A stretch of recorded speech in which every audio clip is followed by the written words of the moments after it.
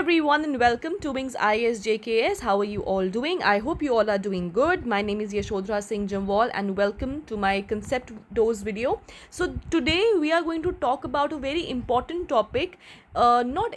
Important topic also, और साथ में one thing which has been a lot in news, that is these visuals have been viral on social media. ये visuals हमको बहुत देखने को मिल रहे हैं.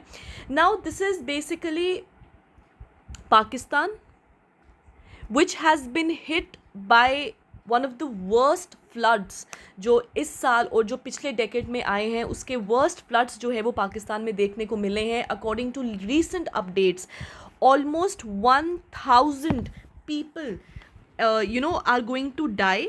1000 पीपल जो है वो ऑलरेडी मर चुके हैं. This is according to bloomberg.com. और इसी के साथ रिपोर्ट्स ने ये भी बोला है दैट कि almost 3 million children are going to be affected by these floods.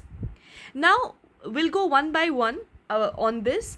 Now एक तो याद रखिएगा, ये वाला जो टॉपिक है ये आपके प्रीलिम्स के पॉइंट ऑफ व्यू से अगर हम देखें तो इसमें आपको ला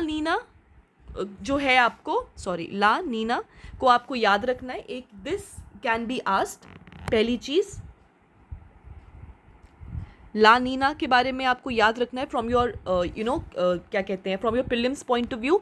इसके अलावा what is triple dip, what is double dip, ये आपको याद रखना है अकॉर्डिंग आपके प्रीलिम्स के पॉइंट ऑफ व्यू से. बट अगर हम मेंस के पॉइंट ऑफ व्यू से बात करें, क्योंकि मेंस जो है वो 3-3.5 महीने के अंदर आ जाएंगे आपके, सो मेंस के अकॉर्डिंग अगर हम बात करें तो this is extremely important. Number 1 from GS3 point of view, GS2 point of view, and also it is going to be exceptionally helpful to you in essay writing. क्योंकि essay में जो आपको 8 टॉपिक्स दिए होते हैं 4-4 करके, उसमें से एक जो है मतलब मोस्टली फिलोसफिकल रहता है आजकल के ट्रेंड के हिसाब से, और एक जो होगा वो आपका इन्वायरमेंट बेस्ड इश्यूज़ भी बहुत रहते हैं. सो essay GS2 एंड GS3 के पॉइंट ऑफ व्यू से it is extremely important. And since हम जो है वो आत्मनिर्भर बनने की कोशिश कर रहे हैं, स्मार्ट सिटीज़ के ऊपर जा रहे हैं. नाउ दिस आत्मनिर्भर एंड स्मार्ट सिटीज़ का मतलब ये नहीं है कि हमको मेट्रोज बनाने हैं, हर जगह डिजिटल इंडिया करना है, सिर्फ ये नहीं है. It is also to make ourselves, our country and everybody right now to make our self as climate resilient. So resilience जो है वो भी एक इम्पॉर्टेंट डिस्कशन है आज के टाइम पे. So will go one by one what is this all about. Now recently जो है वो फ्लड्स देखे गए हैं पाकिस्तान में. Now What is the cause for it? अगर हम बात करें तो majorly areas like Balochistan, Sindh, they are worst hit. वो बहुत ज़्यादा हिट हुए हैं. Almost 1/3 of Pakistan is under water. 3 million children जो है they are at the risk because of these floods according to UNCEF. और अगर हम WMO की बात करें तो WMO ने प्रिडिक्ट किया है that this La Nina pattern is going to be for over next 6 months. ये अगले 6 महीनों के लिए रहेगा. 70% के उसके चांसेस हैं. दैट इज सितंबर एंड नवंबर, ये दोनों जो है वो ला नीना ईयर रहेंगे, मंथ्स रहेंगे. And gradually later on in दिसंबर, जब दिसंबर का महीना आएगा तब जो है हमको 55% का डिप जो है वो देखने को मिलेगा. दिसंबर से लेके फरवरी 2023 तक the dip is going to be seen. But सितंबर अभी चल रहा है और नवंबर WMO ने प्रिडिक्ट किया है कि ये कंटिन्यू रहेगा. मतलब मॉनसून्स जो है वो और ज़्यादा अभी बरसने वाले हैं. नॉट ओनली पाकिस्तान, अगर हम इंडिया की बात करें, उत्तराखंड देखिए, हिमाचल प्रदेश देखिए, नंबर ऑफ लैंडस्लाइड्स जो है वो वहाँ पर आ रही हैं हर दिन. Now will talk about what are the reasons for it. सबसे पहले तो अगर हम रीजंस की बात करें तो सबसे बड़ा रीजन है दैट इज क्लाइमेट चेंज. सबसे बड़ा reason is climate change. Climate change इसीलिए क्योंकि इस बारी हमको एक्सटेंसिव हीट वेव्स जो हैं वो देखने को मिली. अगर आपने सुना होगा, देख रहे होंगे, I am sure since you are preparing, Europe में और चाइना जैसे कंट्रीज़ में, यूरोप जैसे कॉन्टिनेंट में प्राइमरीली और लंदन वाले एरियाज़ की अगर हम बात करें तो वहाँ पे ड्रॉट लाइक कंडीशंस आ चुके हैं because of the heat waves. और उनके जो इंफ्रास्ट्रक्चर है वो भी हीट वेव से बचने के लिए नहीं बना हुआ है. It is mostly heat absorbent, जिसकी वजह से बहुत प्रॉब्लम जो है वहाँ पे क्रिएट हो रहा है. So number 1 is heat wave, जो हमारे यहाँ पर भी पाकिस्तान में भी देखने को मिला. नाउ दीज हीट वेव्स की वजह से there has been a glacial melt. Pakistan की बात की जाए तो याद रखिएगा, आउटसाइड पोलर रीजन की अगर हम बात करें तो मैक्सिमम नंबर ऑफ ग्लेशियर्स किस कंट्री के पास है, that is Pakistan. So Pakistan का due to the heat wave, extensive heat wave, वहाँ पे ग्लेशियर मेल्ट जो है वो हमको देखने को मिला है. नाउ जब भी ग्लेशियर्स का मेल्ट होगा, what is it going to do? It is going to create flash flooding.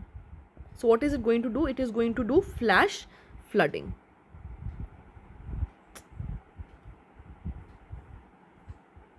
ठीक है.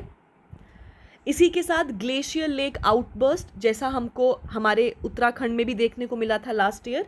Now just like India, Pakistan को भी आपके साउथ वेस्ट मानसून्स जो है वो वहाँ पर आते हैं. Now because of this extensive heat waves, in heat waves ने और साथ में ला नीना की वजह से these heat waves have been extensive to produce rainfall. कैसे? जितना ज़्यादा हीट वेव होगा उतना ज़्यादा इवेपोरेशन होगा. इवेपोरेशन की वजह से कन्वेक्शनल रेनफॉल्स होते हैं और those rainfalls are highly torrential. Torrential का मतलब होता है एकदम मूसलाधार और ढेर बारिश जो है वो हो रही है. ठीक है, जिसकी वजह से a lot of heavy rainfall जो है वो पाकिस्तान में देखने को मिला. अगर हम इंडिया की बात करें तो अगस्त के महीने में इंडिया को 6% का जो राइस है वो रेनफॉल में, जो हमारा एवरेज होता है उससे 6% का ज़्यादा हमको रेनफॉल देखने को मिला. लेकिन पाकिस्तान में तो हर महीने मोर देन 6% जो है वो इंक्रीज हुआ है. So there are lot of reason. सबसे पहला रीज़न आ गया आपके glacial melts. Number second reason आ गया आपके heavy rainfall. Number third reason आ गया आपके heat wave. So all these reasons की वजह से जो पाकिस्तान है उसको बहुत बुरी तरीके से जो है इस बारी मॉनसून्स ने हिट किया है. They are called as monster monsoons. तो उनको मॉन्स्टर मॉनसून्स कहा गया है. They have been called catastrophic, meaning they have caused disaster in Pakistan. Also it is also called as monsoon on steroids, की मॉनसून जैसे स्टीरॉइड्स लग गए और मूसलाधार जो है वो बारिश पाकिस्तान में हमको जो है वो देखने को मिल रही है. अगर हम देखें तो इस तरीके के विजुअल्स आप been seen which are highly बहुत डिप्रेसिंग है. क्योंकि देखो, पाकिस्तान एनिमी कंट्री हो चाहे फ्रेंडली कंट्री हो, हमको इन लोगों के साथ हमारी कोई दुश्मनी नहीं है. That is with the country, that is with the people, that is with the government over there. So ये बेचारे गरीब जनता जो है जिनको सबसे ज़्यादा रिस्क है, अब छोटे छोटे बच्चे हैं, उनसे हमारा क्या दुश्मनी है. सो ऑल दीज जो ये चीज़ें जो देखने को मिली है, they have been highly depressing. But अगर हम बात करें पाकिस्तान के बारे में, तो पाकिस्तान की जो ग्रोथ है, इकोनॉमिक ग्रोथ है, उसने आपके ग्रीन हाउस गैस इमिशंस को इतना ज़्यादा कंट्रीब्यूट नहीं किया है. लेकिन सबसे ज़्यादा कंट्रीब्यूट करने वाला यूएसए है. और उसके विपरीत, मतलब वहाँ पर जितना क्लाइमेट प्रॉब्लम आना चाहिए था उतना ही पाकिस्तान में जो है वो देखने को मिल रहा है, which is very depressing. Now not only this, अगर हम बात करें तो एड की बात करें, एड हो गया कि किस किस ने क्या क्या हेल्प किया है. तो अभी रिसेंटली जो आपका यूनाइटेड नेशंस है, यूएस ने कॉल किया है कि वो 160 मिलियन यूएस डॉलर्स जो है वो देने वाला है for the emergency fund for Pakistan. इसी के साथ जो है वो यूएसए ने भी बोला है कि यूएस ने बोला है कि वो 30 मिलियन जो है वो 30 मिलियन डॉलर्स जो है वो देने वाला है for to Pakistan to deal with the floods. ना ऐसे सोच के लगता है कि हाँ लोग कितना हेल्प कर रहे हैं, बट अकॉर्डिंग टू रिपोर्ट्स, अगर हम रिपोर्ट्स की बात करें तो पाकिस्तान इज़ लाइकली कि उसकी $4 बिलियन की इकोनॉमी जो है वो हिट होने वाली है इस चीज़ की वजह से. सो जो ये मिलियन शिलियन जो छोटे मोटे जो पैसे मिल रहे हैं वो basically it is not going to help Pakistan, क्योंकि वो उसके लिए सिर्फ चिल्लर है.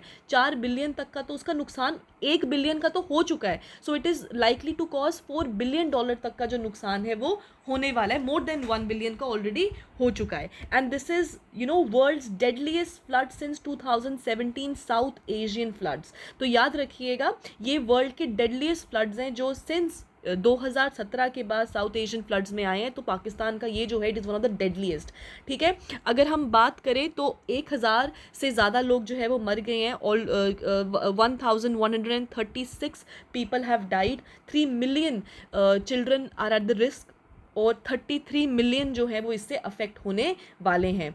नाउ इसी के साथ इंडियन ओशन की भी बात करें, ज्योग्राफी के पॉइंट ऑफ व्यू से बहुत इंपॉर्टेंट है, जीएस पेपर 1 के पॉइंट ऑफ व्यू से ये इंपॉर्टेंट है, तो याद रखिएगा इसमें अगर हम बात करें तो जो आपका ओवरऑल एवरेज टेम्परेचर जो बढ़ रहा है उसमें 1.7 डिग्री से वो इंक्रीज़ हो रहा है, लेकिन अगर हम इंडियन ओशन की बात करें तो खाली इंडियन ओशन ही जो है वो आपका 1.2 डिग्री से इंक्रीज़ हो रहा है उसका टेम्परेचर, जिसकी वजह से जो है हमको इतना ज़्यादा जो है वो प्रॉब्लम देखने को मिला। फॉर एग्जांपल आपने सुना होगा, this can be asked as a mains question also, initially जो है वो बे ऑफ बंगाल में ज़्यादा जो है आपके हरिकेन्स वगैरह आते थे, चक्रवात जिसको बोलते हैं। अगर आप साइक्लोन्स जिसको बोलते हैं, चक्रवात एंड साइक्लोन्स जिसको बोलते हैं, अगर आप देखें तो नाउ द ट्रेंड कि अब अरेबियन सी में भी उतने ही आते हैं। वाई? क्योंकि अरेबियन सी का भी जो टेम्परेचर है इट इज़ इंक्रीजिंग, राइट। सो इसकी वजह से क्या हो गया, तो आप देख सकते हो कि इंडियन ओशन जो है वो कितना ज़्यादा वल्नरेबल हो गया है टू क्लाइमेट चेंज।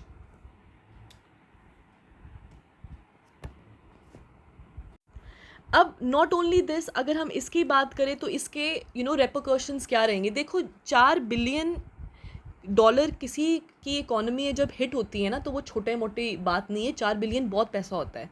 नाउ ये पैसा जो वो अपना इंफ्रा बिल्डिंग में लगा सकते थे, क्लाइमेट रेजिलिएंट बनने में लगा सकते थे, या फिर इकोनॉमी को बूस्ट करने में लगा सकते थे। अब ये सारा पैसा जो है, इकोनॉमी तो भूल ही जाओ, अब इस कैलेमिटी से बचने के लिए ही इनको इतना पैसा लगाना पड़ेगा, इतना इमरजेंसी फंड में डालना पड़ेगा कि आप सोचो कि कितने सालों के लिए पाकिस्तान जो है वो पीछे चला गया। अभी भी पाकिस्तान का इतना इकोनॉमिक ग्रोथ है नहीं, वहाँ पे गवर्नमेंट जो है अभी रिसेंट ईयर्स में, रिसेंट मंथ्स में इट वॉज हाईली अनस्टेबल, अभी भी स्टेबिलिटी ज़्यादा है नहीं। वहाँ पे सत्तू वगैरह पीने को बोल रहे थे जो वहाँ के फाइनेंस वगैरह जो हैंडल करते हैं। सो आप उस हिसाब से देखो कि अब ये जो पैसा है जो किसी और कामों में लगेगा, now that is going to be invested to fight the calamity.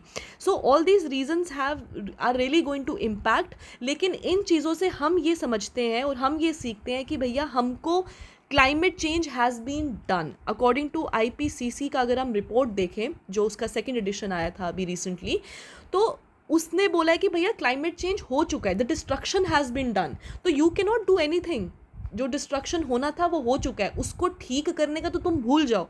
अब यही है कि जो थोड़ा बताब जो पीछे रह गया है उससे अपने आप को रेजिलिएंट बनाओ।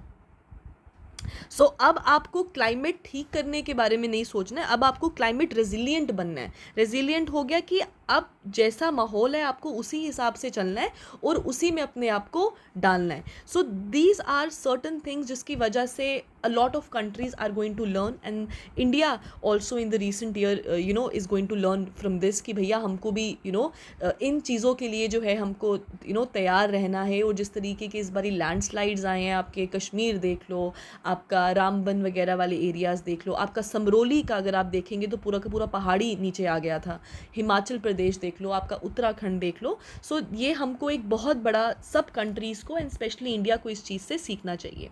नाउ ये वाला जो ईयर था ना, it was La Nina. Now La Nina जो है वो आपका ज्योग्राफी के पॉइंट ऑफ व्यू से है, so I am not getting into it. इसके ऊपर मैं ऑलरेडी डिटेल्ड वीडियो ऑलरेडी बना चुकी हूँ, you can go in the lecture series, तो आप उसमें देख सकते हैं। ला नीना का बस आप इतना याद रखो, एल से ला नीना, एल से लो प्रेशर, और जब भी लो प्रेशर होगा it is going to create heavy rainfall. तो जब भी ला नीना आता है तो ये जो साउथ वेस्ट मानसून्स है वो और ज़्यादा इंटेंसिफाई हो जाती हैं, और पाकिस्तान में भी साउथ वेस्ट मानसून्स ही आती हैं, ठीक है। अब अगर हम बात करें तो WMO ने बोला है, जस्ट अ सेकेंड, ऑलराइट। सो अगर हम बात करें ये अपने ला नीना के बारे में, तो याद रखिएगा this is the first triple dip La Nina event for the 21st century. Now what is this triple dip? तो याद रखना, एक होता है डबल डिप और एक होता है आपका ट्रिपल डिप। डबल डिप हो गया जब दो कंसेक्यूटिव एक के बाद एक सालों में जब आपका ला नीना ईयर बना रहे, that is called as double dip. और ट्रिपल डिप हो गया कि भैया कंसेक्यूटिवली 3 सालों के लिए जो है वो ला नीना रहा था। सो इतना रेनफॉल की वजह से excess of everything is bad. हम लोग मॉनसून डिपेंडेंट हैं, हमारी country is monsoon dependent, but इतना मॉनसून जो सब कुछ तबाह कर दे, it is also highly deadly to us. So this was a short concept video जिसमें आपको कंसेप्ट से ज़्यादा I have given you pointers which you can use in your mains answer writing. आपको इन्वायरमेंट, ज्योग्राफी, इकोनॉमी, हर एक चीज़ में it is going to help and extremely helpful for your essay writing. So I hope this was helpful to you. Thank you so much. I will see you in the next lecture, and those who are new to the channel, do not forget to like, share and subscribe. Thank you.